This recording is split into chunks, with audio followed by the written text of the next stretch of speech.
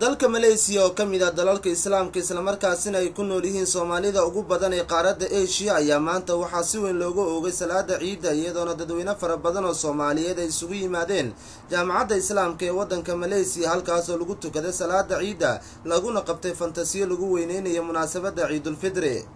dadweyne fara badan oo Soomaaliyeed ayaa lagu arkay wadooyinka waaweyn iyo goobaha dalxiiska iyagoo isugu hambalyeynaya munaasabadda Ciidul Fidri oo ay ku beegneed maanta waxayna isla dhaxmariyeen Ciid Mubaarak iyo ereyo kale oo muujinaya farxadda ciida.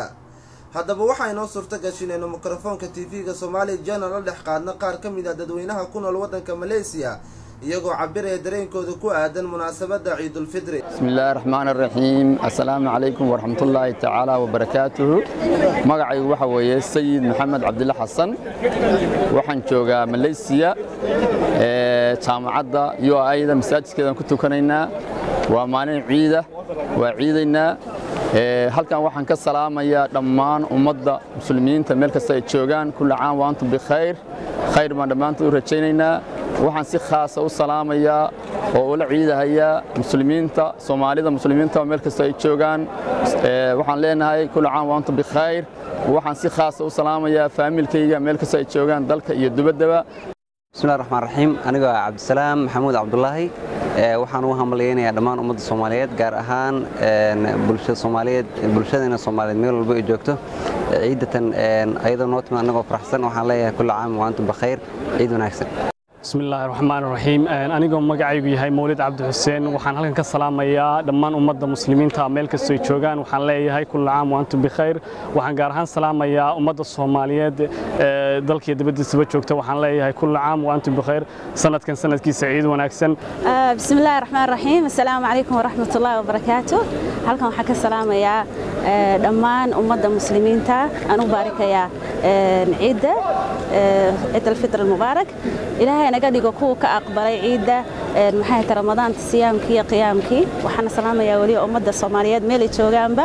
waxaan salaamayaa dhammaan islaamka adduunka dacaladiisa kala jooga khaasatan min familkayga waxaan leeyahay ciid mubaarak kullu caam wa antum bi khayr. Assalaamu alaykum. halkan waxaan ka salaamayaa dhammaan muslimiinta meel walba ay joogaan waxaan leeyahay ciid mubaarak. Bismillahir Rahmanir Rahiim. Assalaamu alaykum wa rahmatullahi wa barakatuh. dhammaan waxaan salaamayaa ummadda Soomaaliyeed ummadda islaamka dhammaan ciid mubaarak kullu caam wa antum bi khayr meel walba aad joogtaan dunida. Assalaamu alaykum wa rahmatullahi wa barakatuh. aniga waxa ahay Maxamed Cabdullaahi waxa rabaa in salaami hooyada iyo aabahay iyo kull familygayga iskaan ismo waxa rabaa in ku dhihay kullu caam wa antum bi khayr. Assalaamu alaykum wa rahmatullahi. waxaan hambaliyo u dirayaa dhammaan ummadda Soomaaliyeed iyo ummadda islaamka meel kasta joogto familkayga iyo asxaabteeda inta maqalkayga muuqayga taqaan waxaan leeyahay ciid wanaagsan.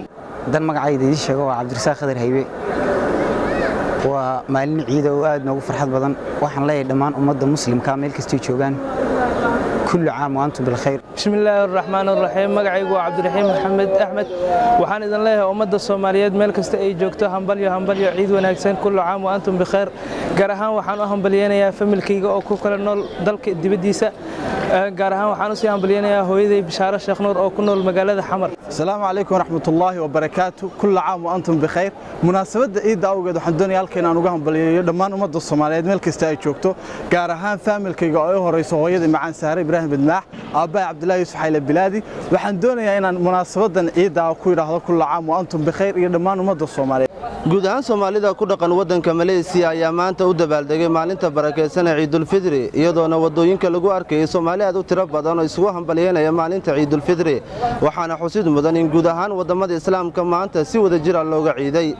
Axmed Abuukar Asari TV-ga caalamiga Somali Channel Malaysia.